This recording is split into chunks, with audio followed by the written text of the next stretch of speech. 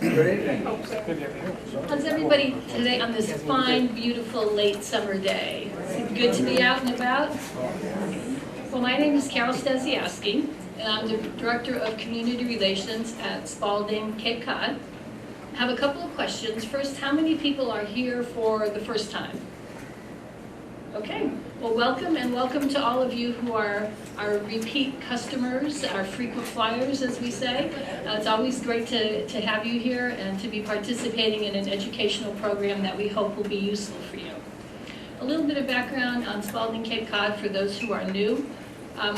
We are approaching a very important milestone. In October, we will celebrate our 20th anniversary.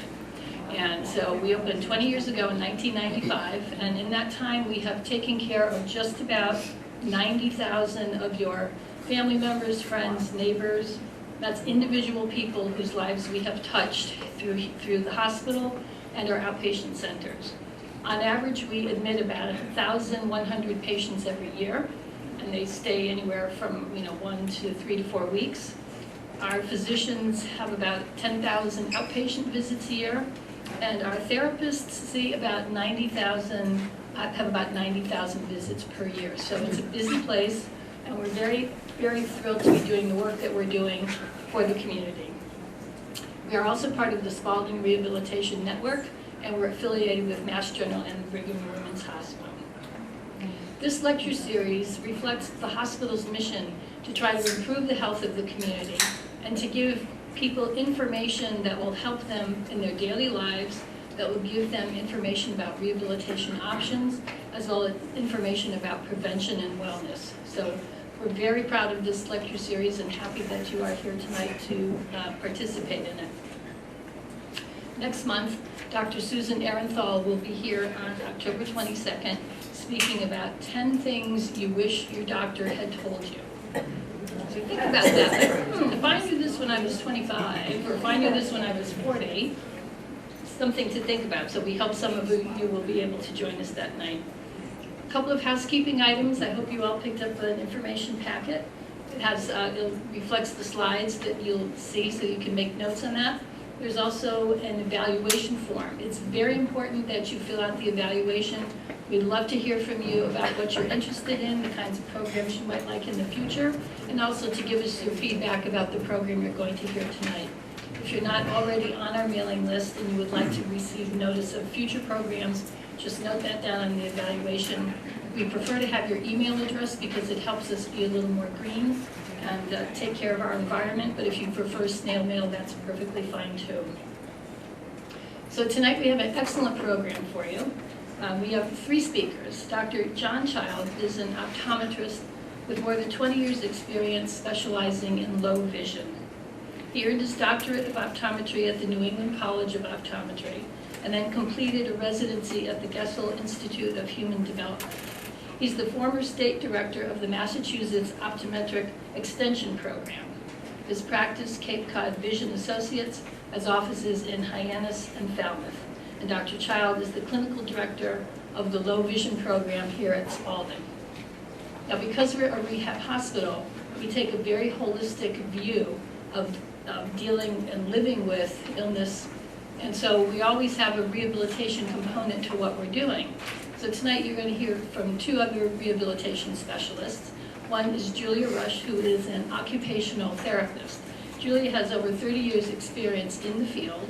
She's been at Spaulding for over 11 years, and she works with Dr. Child in their low vision clinic. In addition, you'll hear from Sandra Reams. She is a doctor of audiology. She's been with us almost from the very beginning, and she sees adults and children who have issues with hearing loss, who need hearing aids, and children who have auditory processing deficits. So you have a great lineup of people tonight. I hope you will feel free to ask questions, and this information is for you, so we want you to get as much out of it as you can. So please help me. We'll start with Dr. Child. So you're good. Tell me welcome, Dr. Child. Can you all hear me okay? Yeah. Are any of you hearing impaired? Okay, so if you have trouble hearing, I'm not really good in technology. So if any of you have trouble hearing me, just raise your hand. Okay? I don't think we need that. And you said that's up? Awesome. Okay. So as I was telling Julia, once you've done something for over 20 years, you can start counting. So I think I've done it for over 20 years. And as an optometrist working with people with visual impairment, especially on Cape Cod, by far the #1 visual impairment is macular degeneration. And hopefully before I retire, the need for my services will be less and less. And what I mean by that is, as some of you know right here, is years ago there was absolutely no treatment for macular degeneration. There are two basic types of macular degeneration.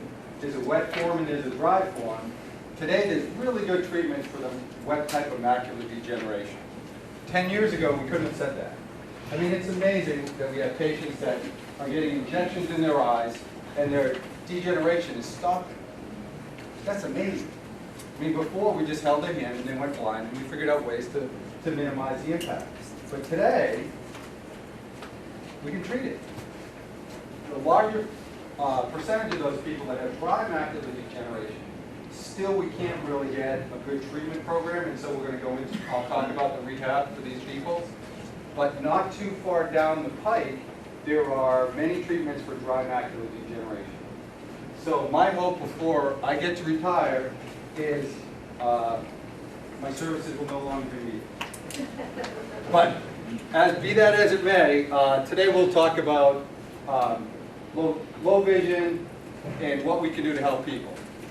So I see people that are not seeing the way they used to. They've gone to their doctors and been diagnosed with an eye problem, and the doctor said medically, surgically, there's nothing else that can be done. Okay? Very rarely, although it's getting to be more frequent, they'll say, well, although we can't make the eye any better, there's a lot of technology and services that are available to minimize the impact of this condition and to allow you to do things that you used to be able to do with some adaptations in equipment and the way you do that. So my mission tonight is to kind of go over what can be done for people whose eye doctors have told them you're going blind and there's nothing else that can be done. Not from a medical standpoint, but from a what can you do to be able to read or manage your finances or stay independent or any of the visual tasks that are important in a person's daily life. So that's what we're going to talk about. See if I can do this. The prevalence is, I mean, the big number for me is on Cape Cod, there's 9,000 visually impaired people. That's a huge number. It's increasing for a number of reasons. One is we're living longer, but another thing is there's a high correlation between macular degeneration, which is a primary problem for people with visual impairment, and exposure to ultraviolet light. So sunlight, ultraviolet light speeds up cataracts, speeds up macular degeneration. So it's very common on the Cape, and it's really a problem. Like I said, the most common type of visual impairment that we see here is macular degeneration.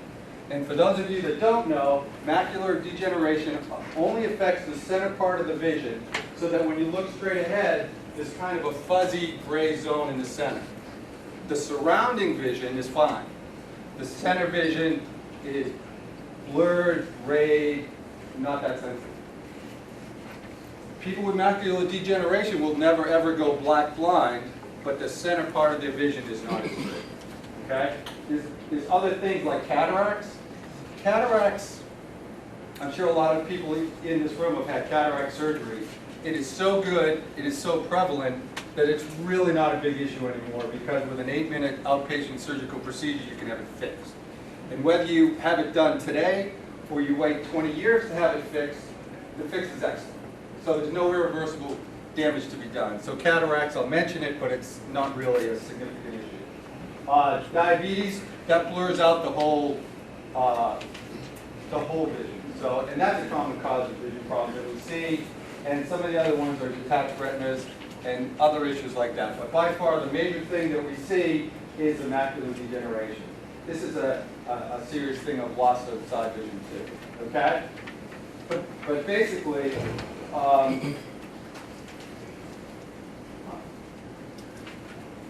okay. I guess this one doesn't like that slide. Okay, so basically, different, as an eye doctor, I'm going to look at people with macular degeneration or visual impairment slightly differently than your traditional eye doctor does. So your traditional eye doctor is looking at the eyeball and looks at what's going on inside the eyeball. As part of a rehab team here, we're going to look at, given that you have this eyeball problem, what's the impact of the vision problem on your daily life? So it's really not so much as a medical eye exam. We want to know how you perform it. How do you read? How do you drive? How do you take care of your medicines? How do you take care of your house? Are there any issues that you're having trouble with? Not really. You've already dealt with the eye disease that's going on. We're looking at, now that you have this problem, how do we measure it, quantify it, and then figure out a way to minimize the impact of that problem. That's what a low vision exam is about, okay? And we look at all the activities of daily living. So we have a long conversation about all these kind of questions, okay? And the kind of questions are, you know, how's your life change? What can you do best? What do you have the most trouble doing? Kind of setting goals, you know, around these areas called activities of daily living. Taking care of yourself, managing your meals, all these kind of things like that. How does it affect your life? Okay?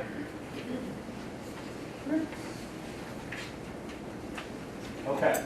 The goal for us is to recapture, strengthen, and maintain a person's vision so they can maintain their independence. Okay? To do this, sometimes we use optical aids, and I'll go over that. Sometimes we use non-optical aids and adaptive equipment, and you're going to go over that, Julie, right? Okay? A lot of other times we'll need to modify the task, change the way in which it's done. So there's a whole host of things that can be changed to minimize the impact of this awful problem and allow you to move on successfully doing the things you want to do. Common goals. The most common goals for me are two. One, I want to read, which is pretty doable in most cases. Maybe not with regular glasses, maybe not with the same reading distance, maybe not with the same speed, but we can still get you to read. The second thing is I want to be able to drive. That one's not as easy. Okay? That one's not as easy. Okay. So, basically, from an optical standpoint, optical means some kind of lenses. So if the vision is impaired, it either affects the center vision or the side vision. And with the macular degeneration, it affects the center vision. So we cannot make it clearer. People want us to make it the image clearer. With macular degeneration, we cannot make it clearer. But what we can do is we can make it bigger. We can make it brighter. We can improve the contrast so it's easier to see. So we can work around the lack of clarity, but we cannot make it clearer. Okay? So one of the ways we do that is optical, meaning lenses. Okay? And lenses are going to magnify, make things bigger. But there's a trade-off to magnification. People think, can't you just make my glasses a little bit stronger? Absolutely we can. The trade-off to magnification is the stronger we make the glasses, and the closer one has to hold the reading material to see it. So any of these optical aids that we have advantages and disadvantages. And people think they can just put on a pair of glasses like they could their entire life, and things will work fine. And that's not the case. There's a whole learning process that needs to be involved. As Julie will talk about, there's exercises and procedures just to get you comfortable using that material. But there are devices that can markedly minimize the impact of the loss of vision on one's life. Okay? And the first thing is like optical. And there's a whole host. Okay? Some of them look like this thing right here. That's called a handheld magnifier.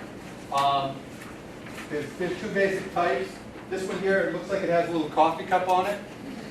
The purpose of that is if you put the coffee cup or the magnifier right on the material, it sets the distance from the lens to the material at the right amount. Whereas if you ever taken just a regular handheld one, let's see if I have a picture of one. No, it's probably back here.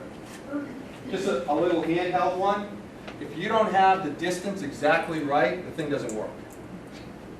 Which is difficult if you can't see. So the advantage is of one of these ones with a coffee cup, and this handle here has a light. So we're going to make the image brighter, and holding that instrument right on the reading material sets the distance just right. Okay, so it's in focus. But unless you know how to use it, it's useless. And when I started this, patients would come in with a bag of stuff, a bag of glasses, a bag of magnifiers, a bag of tints, and they'd come in and they'd throw this stuff on the table and they'd go, none of this stuff works. I said, how come? Can't see with it. Okay, so we'd measure them. And some again, the measurements, all that stuff was optically correct. But none of it worked. And the reason none of it worked was because they didn't know how to use it. And the way to use a lot of these devices is not the same way as one just puts on a pair of glasses like they did when they were 43 years old and went out and saw the world. There's changes that have to occur with distance, with lighting, with speed, and all sorts of things. So part of the whole improvement of reading ability is working with someone who can give you exercises to practice holding things, doing things the proper way. And then practicing it enough so it becomes effortless and automatic, and all of a sudden, oh, it works. So really, the big thing is, on all this stuff, is really making sure you know how to use it appropriately. Okay, like I said, the working distance is the biggest thing. But there are also, other than regular lenses, there are all sorts of other aids. Okay, these are called electro-optical magnifiers, or reading machines. So these are not lenses. These are like a camera that focuses in on the computer. You put your reading material underneath them. Have any of you seen any of these? It's not uncommon. And the advantage of this is these give much more magnification.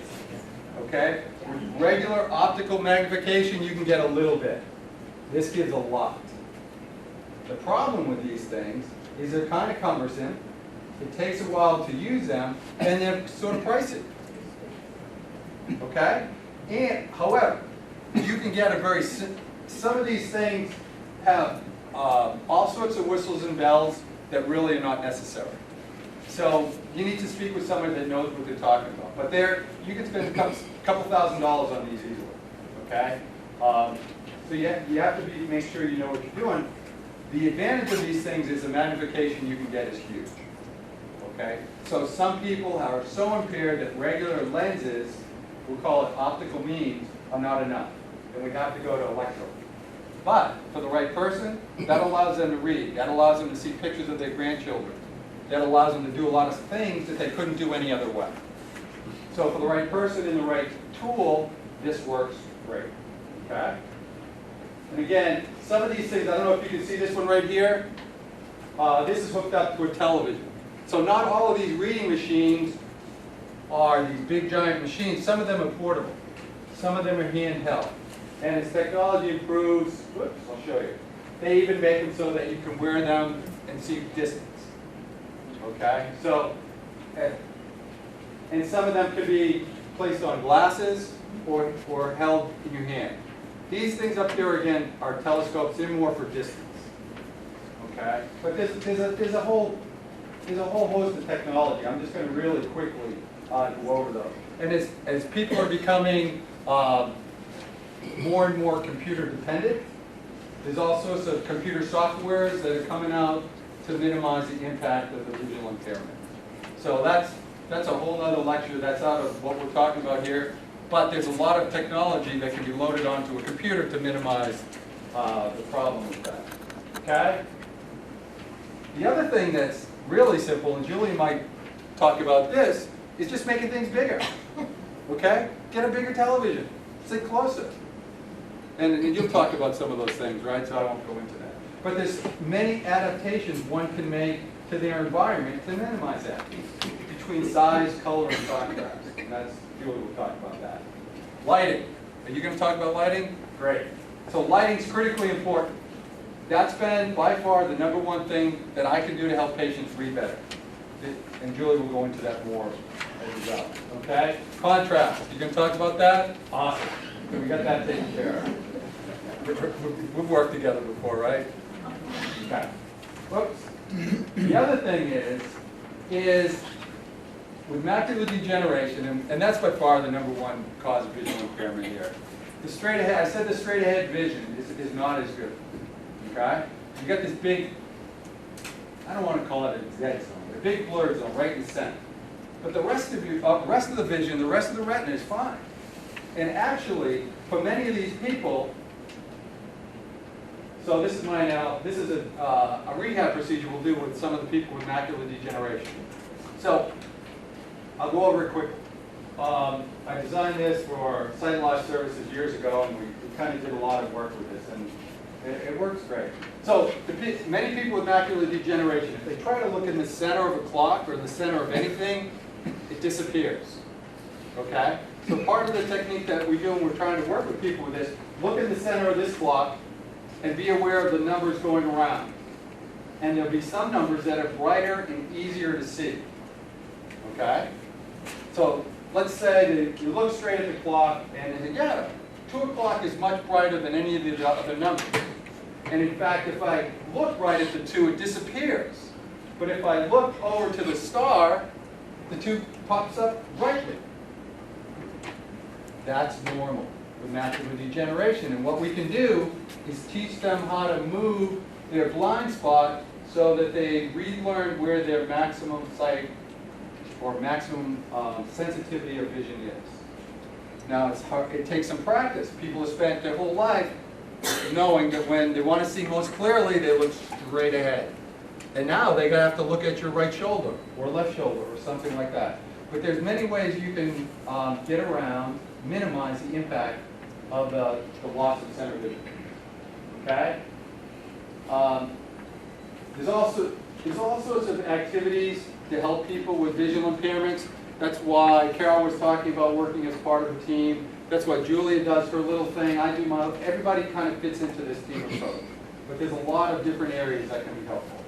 Okay?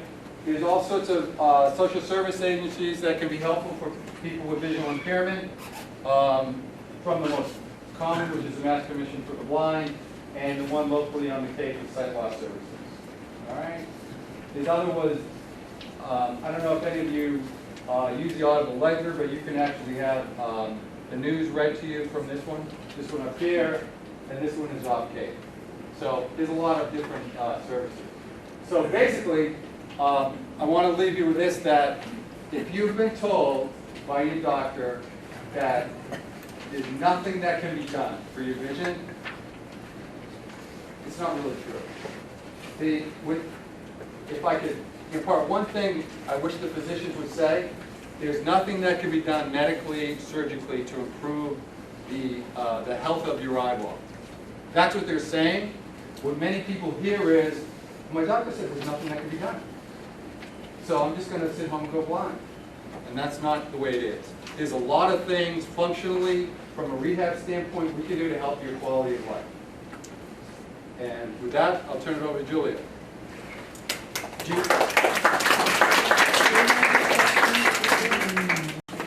All right, ladies and gentlemen, can you hear me okay? Yes. Excellent. All right, bear with me. I use my son, who is now graduated from college, anytime I have any kind of a technological issue. He's very good. I think he rolls his eyes when I call him. All right, real quick, I wanted to go over the eye anatomy, what you've got in front of you, and I think you've got it in a handout. Basically just kind of shows you this is sort of what your eye looks like when it's nice and healthy, keeping in mind that everything in the medical field is sort of It is called the practice of medicine. It is not the absolute of medicine. All right. Basically, what we're dealing with is the things that are happening in the front of the eye. We're not talking today about anything that happens behind the optic nerve. We're just staying in the front. That's where our issues are. As you can see, we have a set of boys here. Lovely canned photo. And this is an image of what someone with 20/20 vision would see. This is what somebody with macular degeneration might see. All right, it's causing a loss of vision in the center of your eye, and Dr. Child went over that. Obviously, some of the issues that evolve from this is you have your detailed vision is reduced. You may have distortion or blank spots. This may impact your ability to judge height, distance, and depth, which can lead to falls, trips, stumbles, bumps. Okay. Here's someone who has glaucoma. Again, we're getting tunnel vision. You can see exactly what's in front of you, but everything off to the side, you're losing. Obviously, blurred vision. Some people complain with their glaucoma that they have colored rings around lights. They have side vision loss. Often their eyes are painful, dry, and often they've got a little bit of red eye going on. Here's someone with cataracts, and again, we don't even talk about cataracts very much anymore because, again, a quick trip to the doctor, a lovely set of wraparound shades, and you're good to go, probably in less than a couple of days. Okay? But basically what happens is a lot of people with cataracts are always surprised after they have their surgery because their eyes have been changing ever so slightly and steadily. They get done and they take off their glasses and they're like, my God, those are pink flowers. Or what wallpaper did you put on the walls? Because they've been kind of washed out and dull looking, and then everything jumps forward at them. Here we are with diabetic retinopathy. Please, please, please, I can't say it enough. If you have diabetes, if you have a family member that has diabetes, please help them to keep their sugars balanced. This is not the time to go out and eat that entire chocolate cake, all right? Diabetic retinopathy is one of those diseases that sneaks up on you like back pain. You can lift things forever and ever, and then one day all it takes is you pick up to shake out a pillow, or you pick up a file you dropped on the floor and your back goes out. So you've got to be taking care of yourself before you get there. All right. So, as Dr. Child had mentioned, we do have interventions that you can use. You have got an ophthalmologist. An ophthalmologist is the one who does the surgery. You can also see an optometrist. The optometrist is the one who puts glasses on your face. Now, let's get into my nitty-gritty. Environment. One of the things that happens is when Dr. Child or any of our other eye doctors, and I now frequently get referrals from general practitioners, one of the first things that I do is I really sit down and I really delve into how is your vision impacting you. I need to know. Do you like to knit and you can't? I need to know. Do you like to golf and you can't? I need to know. And then we start talking about the ways that you can control your environment. Now, sunlight is absolutely an awesome light. Obviously, it's the best natural light source around. The problem is, it's not constant, nor is it reliable. Okay. No cloud ever has been known to respect my schedule. Okay. Artificial light. Now, obviously, back in the day before Thomas Edison came along, we used sunlight. And if we had a good day, great. If we had a bad day, well, tomorrow hopefully would be a better day.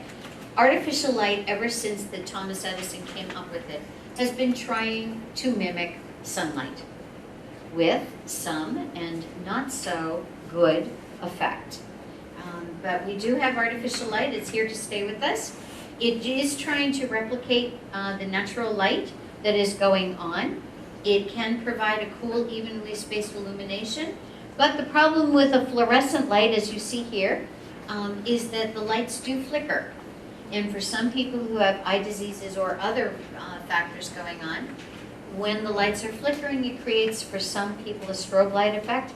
They don't like that.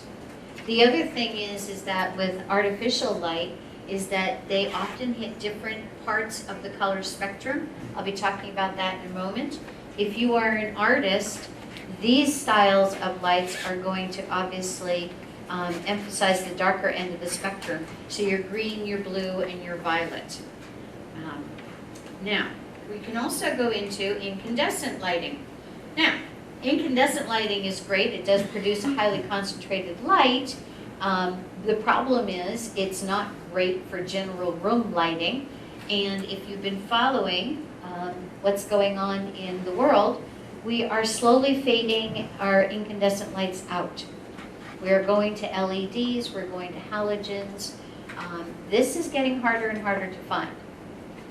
And the reason for that is, you know, they're cheap and they're economical and you can find them anywhere, but the problem is that it does use a phenomenal amount of electricity for what it's giving you, and therefore in this day and age where we're trying to save everything we possibly can, it's going out by Wayfair. All right.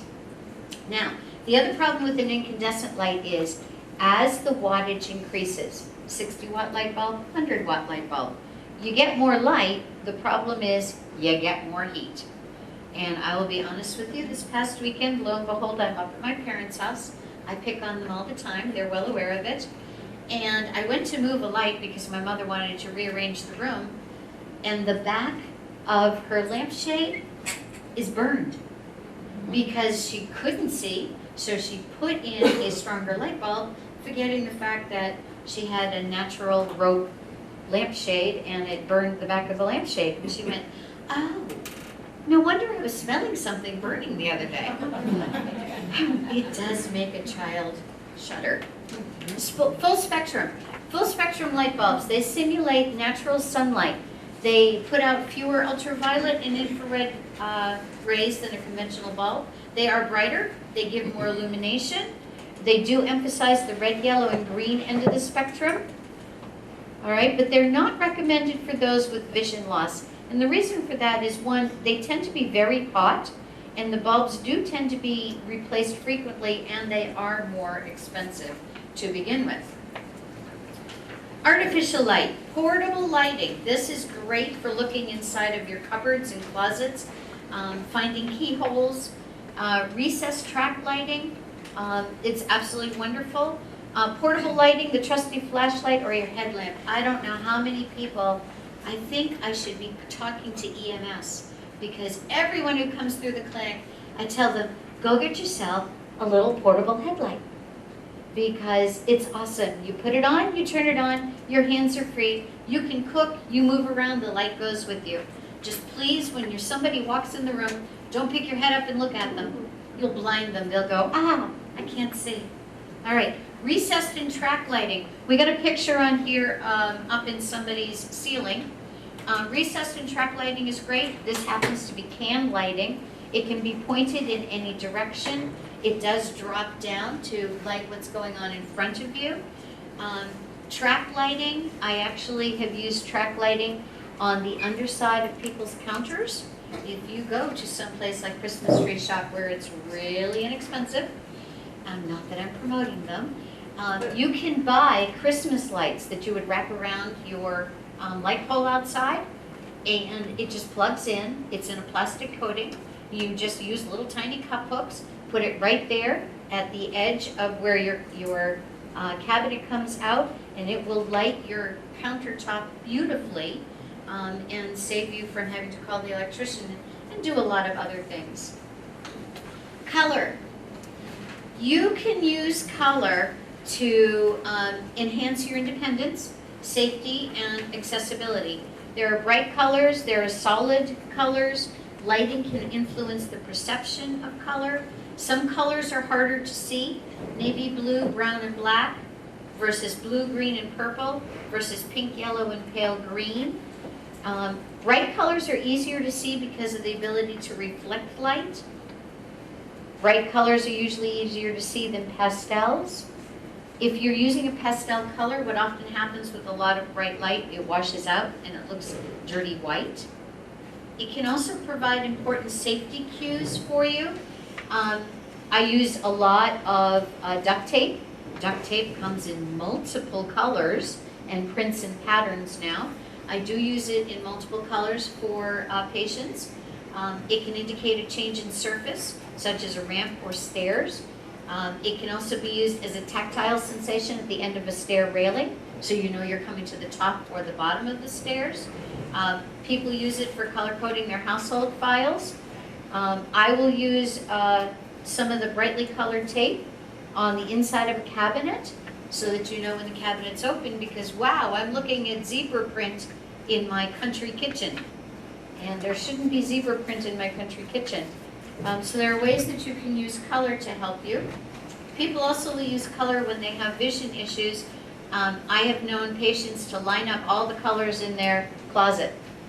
Start with red on this side and we go all the way through to purple on that side. Woo. So color can be used to your advantage. Contrast. Contrast is the ability to notice differences between light and dark. And the problem is that obviously if you can't see what you're supposed to be seeing, you're going to run into things.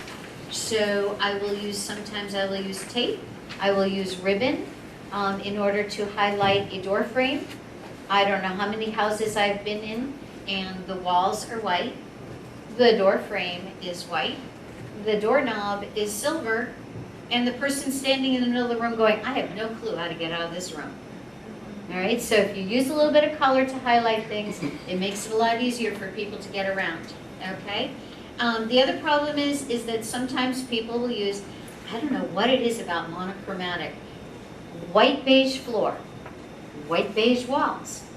And the only way to know where the wall and the floor meet is because you run into it or there's a piece of furniture pushed against it. So certainly you can use, paint your baseboards. A lot of people, I don't want to paint my baseboards. I plan on selling this house in 5 years. Great, let's use duct tape, or if you don't want to put something sticky down, let's go buy some ribbon. Ribbon is an awesome tool to highlight things. You got a white living room? Go get yourself a bright blue ribbon. Lay it right on top of your baseboard. You now know where your baseboard is. Hang it with a little tiny thumbtack or pin right beside the edge of the door. You know where your door is. Okay, install outlet and switch plates that contrast with your walls. I told this to one family. They were all very concerned about Mother. And they knew that something was going on because when they walked in the house, they saw all her handprints, like back when our kids were little. And they could tell that Mom couldn't find where the light switch was. So now she's wandering around in a dark room looking for the light switch. So they actually, because she had been from the Caribbean, they actually went and they got bright colored flower things and stuck them on all the light switches. So it gave her a little taste of her home where she grew up, but it helped to emphasize where things were for her. All right. You can also use on the stairs, use contrasting ribbon. You can put a contrasting placemat under your plate, cup, or mug. You can put your dark objects against the lighter background, or vice versa.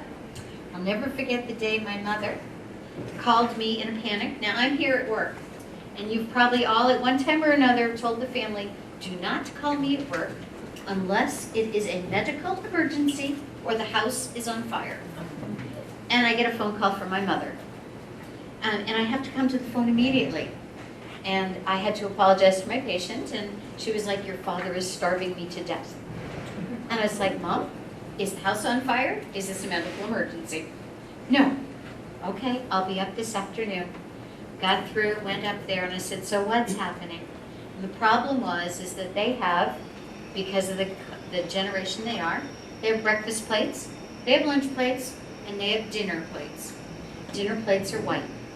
And Dad happened to serve that night for dinner, because she can't see all that well, chicken, mashed potatoes, and cauliflower. And my mother couldn't see the meal. So she thought that my father was starving her to death. So it was a little bit of we have to talk about this, and we are going to use other colored plates. It's okay, you've got 14 sets of china. We can use a different set of plates. And we got through it. Glare. She, by the way, has put on a lot more pounds now that she's figured this whole thing out. Okay. Glare. Glare is caused by light that is too bright, making it harder to see rather than easier to see. We think about glare, going back to this picture, we think about glare on a rainy night with headlights. Think about glare when we've had a great snowfall and then the sun comes out. We're all accustomed to thinking about glare when we go to the beach on a sunny day and that light just bounces off of all the water. But you can have glare in multiple places. Right now, honestly, in this room, I have glare because there's sun coming through the window and it's hitting the polish on a couple of the armchairs and it's hitting my eyes. It can happen anywhere. All right? In the home, the bathroom is glare central. Obviously, what we want to do is we want to try and change that. We want to consider installing dimmer switches. You want to clean your floors, but you do not want to polish your floors. Someone who has low vision, if the floor is polished, it looks wet. And they're not going to want to walk on your wet floor. Or they're going to do these teeny tiny little mincing steps and they're going to fall because of it. You might want to consider replacing harsh glare surfaces with softer ones. I have patients use sunglasses in the house. I have patients use screens that are glare screens to help reduce, lets the light in but reduces the glare. I have them using chiffon curtains, very lightweight curtains. Okay? I also have them doing things, white sheet paper can be a harsh glare. So I will often recommend using sunglasses or having, if something has to be printed, have them printed on yellow, which is a better contrast, instead of on the bright white. All right? The other thing is that, and I love this, again, my parents' house, they have gorgeous bank of windows. The TV is right here. Okay? So at this time of night, when mother is trying to watch whatever it is she's watching, she goes, I can't see whoever it is she's watching because there are these lines on the TV. I think the TV is broken. Mom, TV's not broken. We bought it for you last year. The problem is you have your shades up. So you can't see the television. So we drop the shades. Oh, look, there is what I'm looking at. So it's often a matter of just educating someone where they've set things up. And sometimes it's a simple move something around in the house. All right, assistive devices. Assistive devices such as the glasses that Dr. Child had mentioned, or mechanical, such as those little handheld magnifiers. There are technical devices, Nook, Kindle, there's a couple other ones that are now out there. They're wonderful. You can increase the font, you can change the color background on it, you can make it bright, you can make it soft white. Those are absolutely awesome also. And I'm going to end with a cute little joke that you can either pay $159 for reading glasses, or in this case, this doctor for $49 will offer you lifelike arm extensions so you can continue to read at the distance you were accustomed to reading. Right? And I'm going to turn this over to Sandy. Thank you.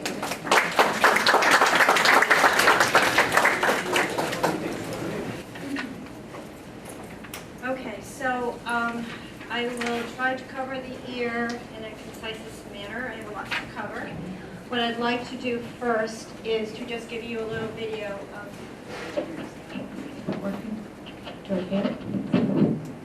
Is this better? Yes. Little video just to give you an idea of how the ear actually works. Sounds are collected by the outer ear, which consists of the auricle and the external auditory canal. The sound is guided through the ear canal to the middle ear. The sound arrives at the eardrum, a flexible circular membrane, which starts to vibrate when sound waves strike it. The sound waves are passed on by the movement of the eardrum to the middle ear. In the middle ear are three tiny bones, referred to as the hammer, the anvil, and the stirrup. Collectively, they are known as the ossicular chain. These form a bridge from the eardrum to the entrance of the inner ear. Their interaction increases and amplifies the sound vibrations further before these are relayed fully into the inner ear via the oval window. In the inner ear is the cochlea, which is similar in shape to a snail shell and contains several membranous sections which are filled with watery fluids. When the sound waves vibrate the oval window, the fluid begins to move, thus setting minute hair cells in motion. These hair cells then transform the vibrations into electrical impulses, which are sent via the auditory nerve and onto the brain. What we call noises are actually just sound waves, which are transmitted through the air. So that was plenty loud enough for everybody, I hope. I'm going to speak specifically more about the hearing loss that is incurred with the adult population. There are other kinds of hearing loss that happen in the middle ear and in the outer ear, but most people who have hearing loss in the older years, the hearing loss is due to a nerve cell breakdown. So on the top, in the top square, you have a picture where you see the items that are all in a row. Those are called nerve cells, and we have probably 30,000 nerve cells in our cochlea. Those nerve cells are organized like a piano keyboard. They're responsible for individual pitches. So when the sound goes through the ear and the inner ear is waving in fluid, some of the nerve cells pick up low frequency vibrations and some of the nerve cells pick up high frequency vibrations. The picture on the bottom of the screen shows damaged nerve cells. What happens as we get older is those nerve cells begin to lay down through multiple use. So if you think about the analogy, such as your front lawn, it's well manicured, you've got a beautiful front lawn, and then you have friends who start to use your front lawn as a pathway to the front door, and there's no path. The first couple of times they walk through your lawn, the grass is going to recover and there's going to be no signs that people actually walked over the grass. Your friends continue to use that pathway as a shortcut to the front door. The grass has begin to show some decline as far as people walking on it. With repeated use, at some point, you may end up having a bare portion of your lawn. So with hearing loss, what happens is those nerve cells gradually degenerate with time. When an audiologist looks at a person's hearing, we're looking at two different components to hearing. We're looking at, does an individual simply have a loss of volume? That happens with certain types of nerve hearing losses. So if a person starts to use a hearing aid, and as long as they are given the appropriate extra additional volume, they hear relatively well. The other component to hearing loss can be a loss of clarity. That means that as loud as a sound can be for an individual, the sounds that they hear are not clear anymore. So if you think about the analogy of your home has a telephone line from the street to your house. You notice static coming into your house when you pick up the phone. Oh, well, I need a new telephone. If you get a new telephone, you still have static. The problem is it is actually in the line from the house. So we can get hearing loss, we can develop hearing loss due to our nerves in the cochlea, the snail shell, but we can also develop hearing loss in the nerve up to the brain.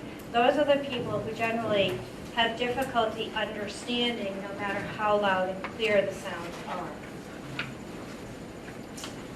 Hearing loss is that is age-related is oftentimes related to genetics. So if you have family history of hearing loss and you have siblings or your parents had hearing loss, you're going to have a higher propensity of having hearing loss.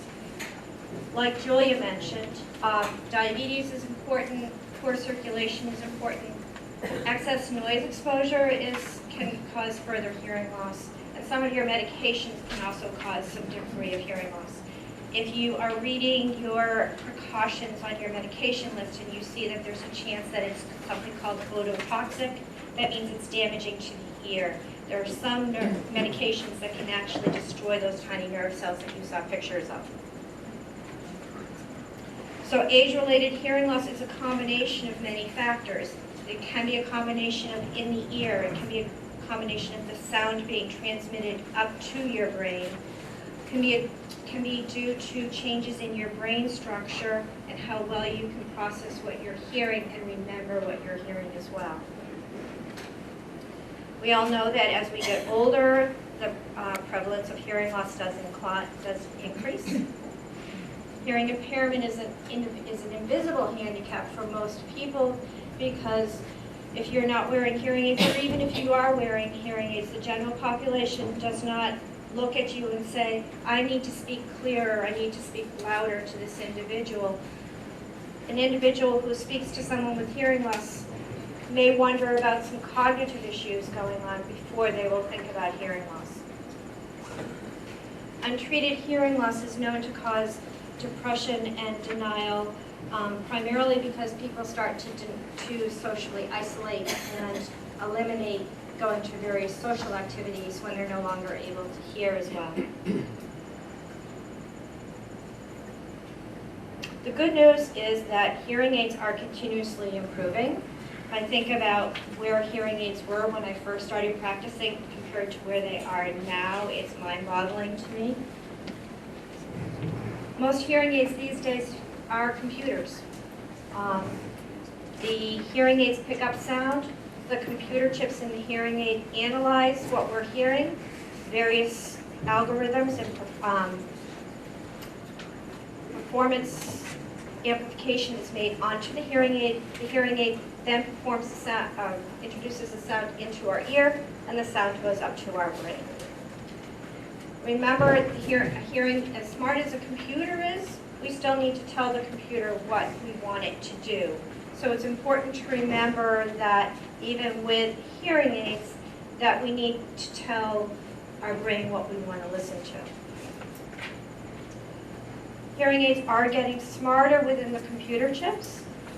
When the companies are designing the computer chips are actually able to look at the sound waves coming into the hearing aids, and they look at the characteristics of the sound that they're hearing and determine, does that look like somebody's voice? Does that look like noise? Does that look like somebody talking and background noise? Does that look like a car? Does it look like wind?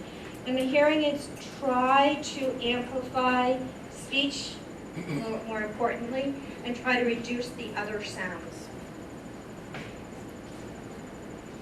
So one example of where hearing aids really, one of the biggest improvements that's happened with hearing aids is most hearing aids will have what we call a directional microphone. So if you've gone to a parade and you've seen horses in the parade and they've got blinders, that's to make sure that they're just paying attention and they're not distracted by the crowds. So with hearing aids that are directional, they actually have two microphones on them. So the front microphone is picking up what sound is in front, and the back microphone is looking at what's behind. Well, the computer chip is programmed that once the environment that you're in gets to a certain noise level, they go into a focus mode. So this picture here will show directional microphones focusing what you're looking at, and they can even go into a very narrow focus, depending on what the hearing aids are. A lot of these hearing aids these days will do this automatically for you. You can also have them set so that you have an additional way of triggering the hearing aid to say, I want it to go into focus mode, which works well for you most of the time. However, you have to keep in mind, if you're in directional and you're out to dinner and your wife is beside you and she's saying, oh, make sure you order dessert for me. If you're not looking at her, she's not going to hear, so she's not going to get dessert. Good. So you're considering hearing aids, things that you need to think about. You need to have a discussion about what kind of hearing loss do you have, how significant is it? Is it a volume loss? Is it a loss in understanding? For most people, they should be wearing two hearing aids. We were born with two ears. Our brain processes what we hear better when there's sound coming from both ears. We localize by using our brain with two ears.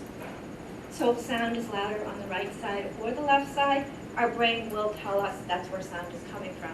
If you're wearing only one hearing aid, you're only hearing from this side, so your localization skills are going to be reduced. Those are just examples. So other things to think about when you're choosing a hearing aid. Is your lifestyle pretty quiet? Are you home with your husband and watching TV and religious services are very infrequent? Or are you very active? Do you belong to women's clubs? Are you on the board of directors? Do you frequently go out for dinner? Are you in larger groups? You might want to consider a more sophisticated hearing aid at that point. Other things you want to consider are, do you have any vision restrictions? What about dexterity? What about being able to pick up small things with your fingers? Do you have have you lost your feeling in your fingers? For most hearing aids, you at least have to clean them or you have to replace the battery. It's really nice to choose a very small hearing aid, but if you can't pick up the battery to change it, then that's going to make things more difficult for you. So there are a multitude of sizes and styles of hearing aids.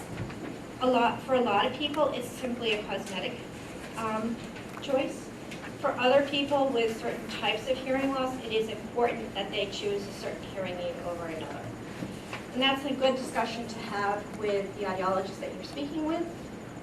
It's fine if you have a significant hearing loss, but that little tiny hearing aid that's almost over to the right-hand side, that may not be the most appropriate size hearing aid for you to wear because it may not give you enough power. When you're fit with your hearing aids, you want to make sure that you're actually getting the appropriate prescription. You want to have some testing done to make sure that the hearing aids are providing you with the appropriate power. So the testing that I do when I'm fitting a hearing aid to somebody, I use the analogy of it's like an eye exam. So as the lenses are being changed, I'm asked to read to the smallest row of words or letters that I can read.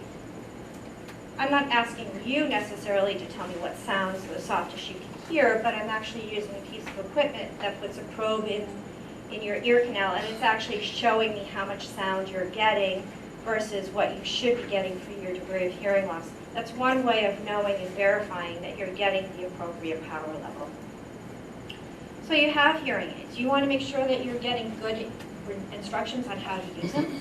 Can you put them in? Can you take them out? Do you know when to change the battery? They should be comfortable. As you get used to hearing aids, I'm hearing the light switch. Is that normal? Does it really click? Yeah, it does, but you haven't heard it for a long time. Remember that as you're if these are your first set of hearing aids, remember you're retraining your brain because your hearing loss more than likely did not happen overnight. So your hearing loss gradually developed over time. Kind of like what Julia was saying as far as the cataract slowly progressing, hearing loss slowly progresses. So people will say, hi, I heard the birds.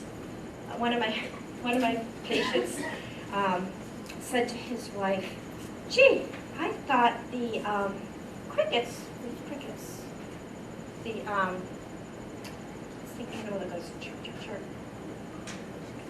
I thought they were extinct. You got hearing aids, you could hear them.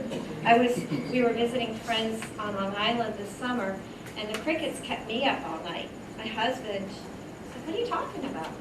And then the next night, the windows were open, and I said, don't you hear the crickets? No? I'm like, oh, that's why you slept through the night. Can we turn the air conditioner on tonight so I can sleep? Remember to keep in mind that the hearing aids are going to help you as much as they can. They are very, very smart. They've come a long way, but it's your brain that hears. So if you're in a situation, your brain decides what's important. So as you're adjusting to hearing aids, your brain will learn with time and practice to pay attention to certain sounds, and the non-important sounds that happen all the time will go to the background. There are a multitude of accessories that are now available to come with hearing aids. A lot of them will pair with your cell phone. That allows you to take a phone call, so you're hearing the phone call in your hearing aids, and you can take the call. Some of them require you to wear something around your neck. Sometimes it's a remote control. You can program an app onto your cell phone that allows you to control how loud or soft the hearing aids are working.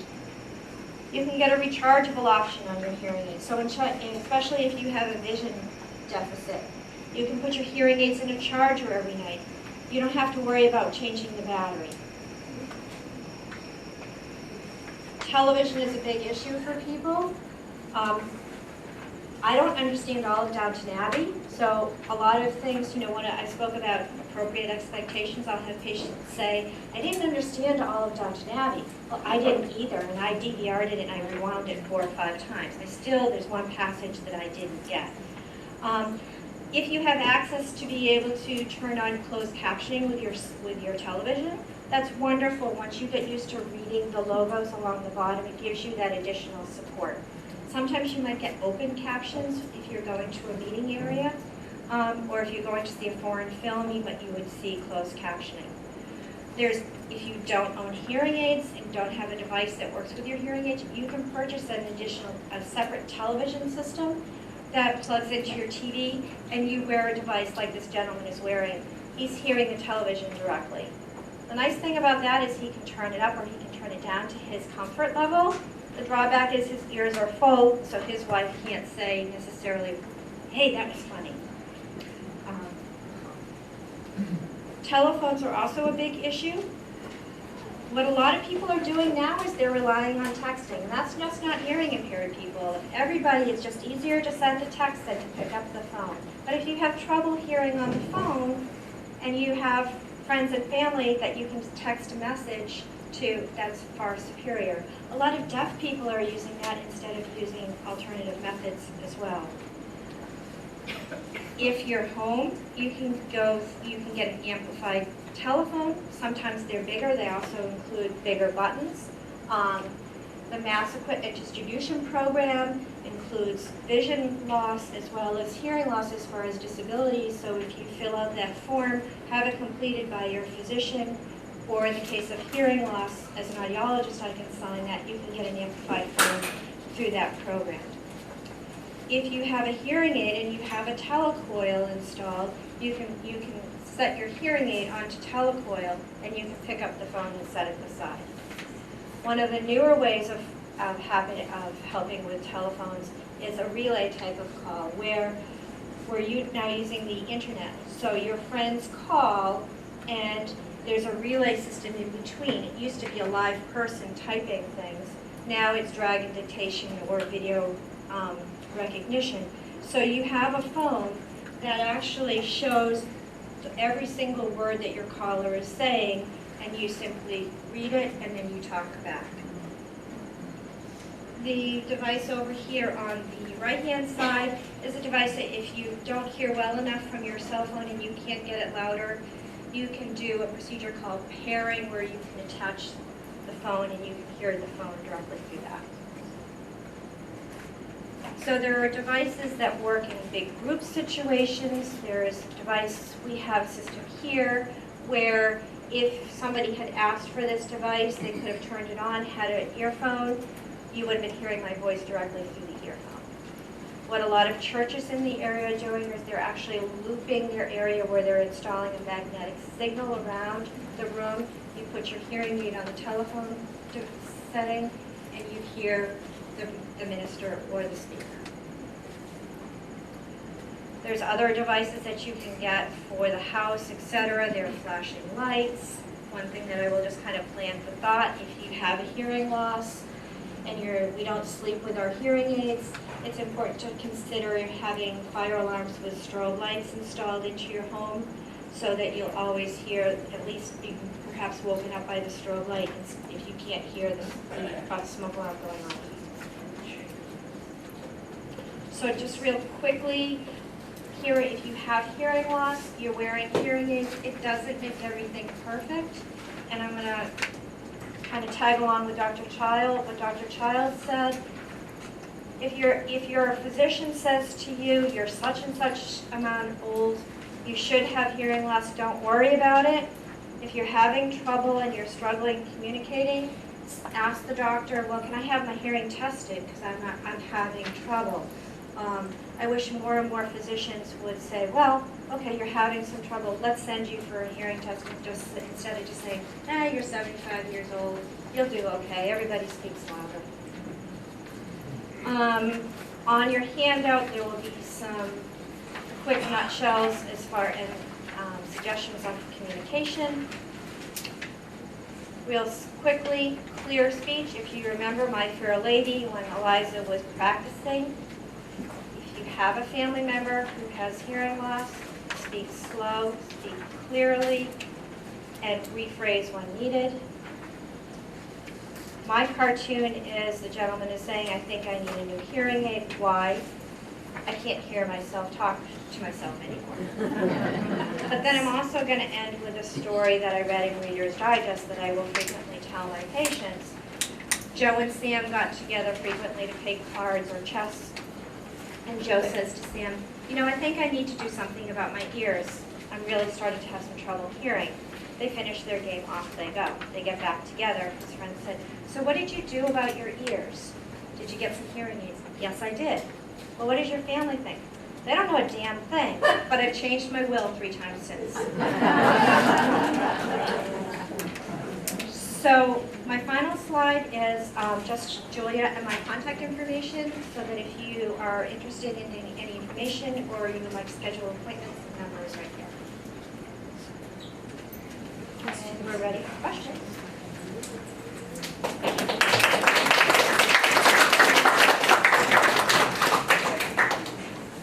Okay, does anybody have a question? Yes. I have a question about, I missed that telephone communication.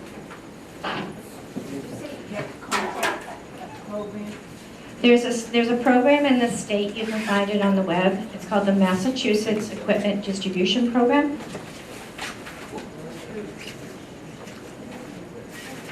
And I think that's important for also anybody who's here for vision, because vision is also a handicap that's listed as part of that program. And they used to actually make you go to the facilities, but they will actually come to your home and install it, which isn't hard these days to plug in your phone. But they'll come with a couple of different devices and teach you how to use it. Onto the phone. Onto the phone. Yeah. And if you want the video encryption, they'll set you up with that system too. You do need an internet connection for most of those. Does macular degeneration creep from one eye to the other? I have it with one eye. Does everyone hear the question? Does macular degeneration travel? Yes and no. I like the no answer better. So, they're 2 independent systems, but very commonly, it starts in one eye, and then it progresses to the other eye. They're not interconnected. It's not really traveling from one eye to the other, but it's very common to start in one eye, and then down the road go to the other. It's nice to have something to look forward to. Thank you. Great question. Did everyone hear that question? Can macular degeneration be stopped? Correct? Okay, so I talked about wet macular degeneration. It can be stopped with injections. Okay? I talked about... Is that just for dry eye? That's for wet macular degeneration. The 80–90% of the types of macular degeneration, people with macular degeneration, though, have the dry. At this point in time, there's nothing that can stop it. 5 to 10 years down the road, there's a lot of treatments in the pipeline that are showing tremendous potential to stop it. At this point in time, the best recommendations are modifying your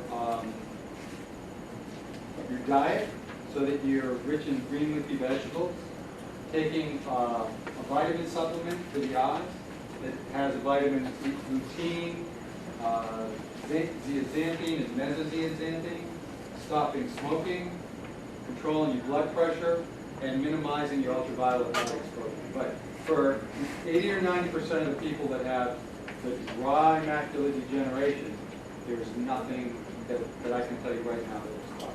Now, do they give injections for the dry eye? They don't. So all the injections, so there's basic, there are 2 different processes. Wet macular degeneration is like a leaking system, and the injections stop the leak. The dry macular degeneration is more like a rust, and it's not leaking. So the injections don't help that at all. Yeah. Yes, Drusins, am I saying the word right? absolutely. Thank you. Is that the start of, you're going to get macular degeneration down the road if you have drusins? That's a great question. Did everyone hear the question? So, the question was, there's a condition that your doctor might have told you that they said you have drusen, D-R-U-S-E-N. And if you have drusen, does that mean you're going to have macular degeneration? Correct? Okay. No, it does not.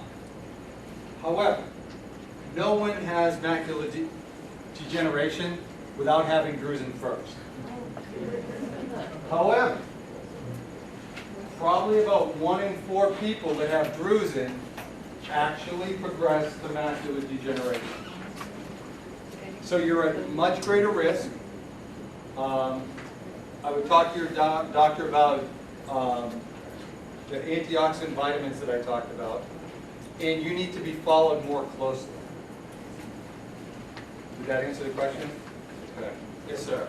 What are the chances if I have a pucker in my eye of becoming macular degenerated? How does your pucker affect it? Okay, did everyone hear the question? Okay, so the question is, this gentleman has what's called a macular pucker, which is almost like a bubble or a wrinkle of the retina. Number one, it doesn't travel to the other eye, so it doesn't really increase your incidence of the other eye having it. And it doesn't really increase your potential for macular degeneration because they're two different processes. What does it do? Can it be fixed? Yes. There's the fix is a microscopic surgical procedure that is done if the pucker is significant. Big enough. Correct. So most people only have it in one eye, and most people only have it impairing their vision a little bit. So most people don't do anything with it. And that's the conservative approach. And not to worry. And not to worry. Yes? How do you feel about AREDS 2? AREDS 2, did everyone hear the question? Okay, so the question is, how do I feel about AREDS 2? First you need to know what AREDS 2 is, right? So there's a big study that looked at nutritional supplementation to help prevent macular or treat macular degeneration.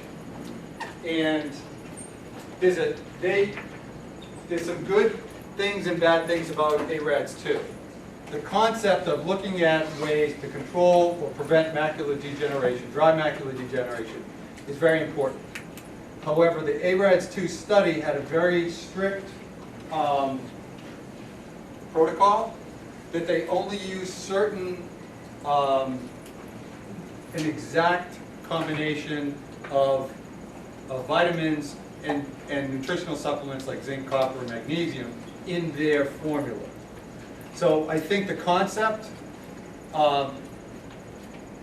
if I expanded to, do I think there's good research to support nutritional supplementation for dry macular degeneration? The answer is yes.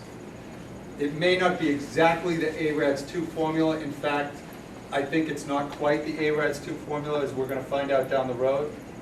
But the lutein, the zeaxanthine, and the mesozeaxanthine are, I think we're going to find out, are very important. And I have some good articles. If anyone wants a good article on that, I can give you a lot of information on that. Did that answer that? Yes, thank you. Okay, good.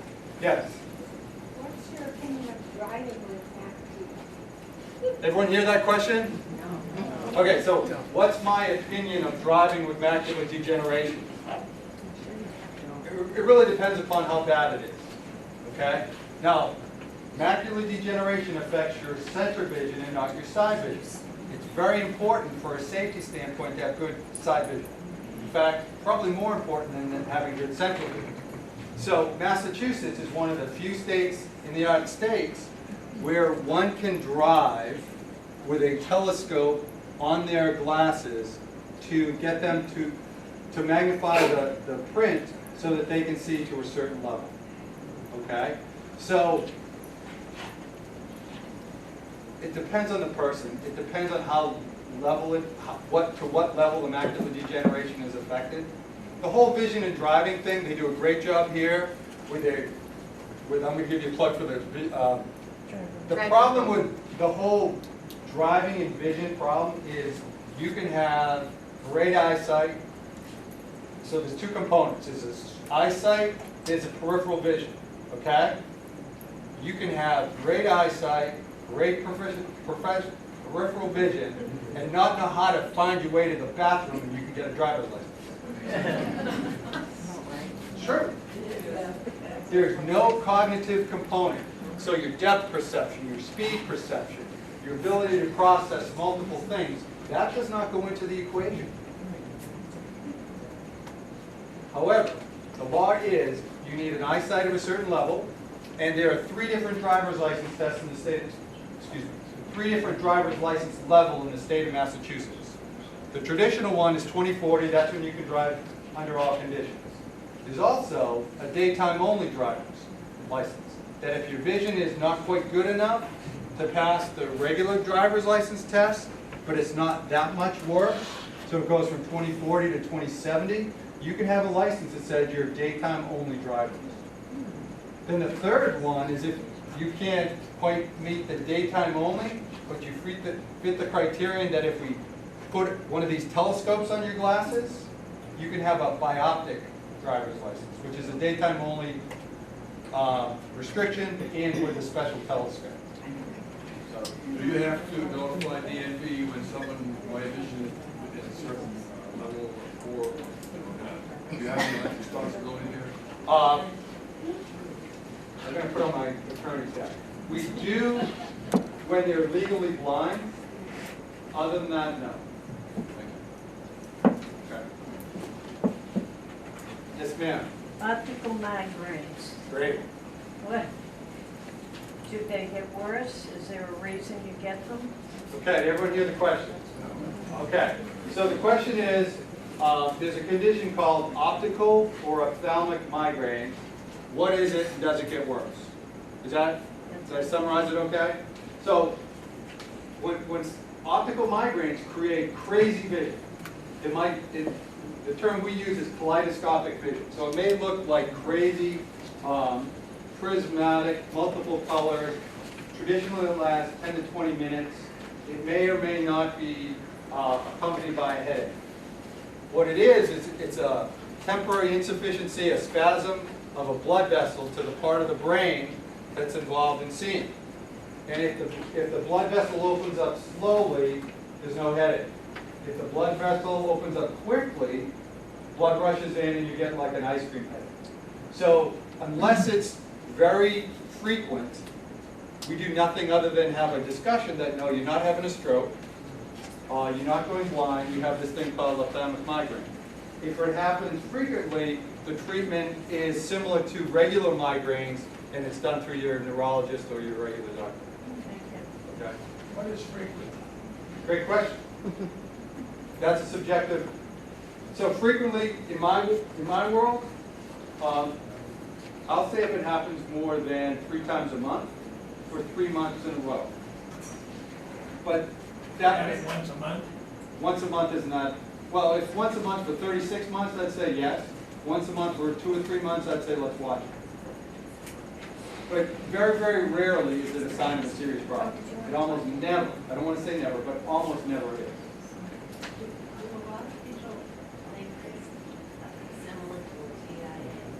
Everybody hear the question? Ophthalmic migraine. Does it get confused often with the TIA? Yes. And it's much more suspicious in people who are at risk for TIA. So I see ophthalmic migraine in 20-year-old children or 20-year-old young adults. Their risk of a TIA is quite low. But if I see it in someone that has cardiac disease, atherosclerosis, hypertension, we got to rule that out. Yeah, so it's really, it's with the company that it keeps. Because I don't want an inaccuracy of language to miss a TIA that could lead to a stroke. So yes, we'll treat it like a TIA until proven otherwise. If you had it when you were young, when you get old, does it get worse? Not necessarily, no. So it doesn't necessarily get worse with age. All right. Good? Ladies and gentlemen, thank you so much for coming and listening to us talk today. We appreciate it.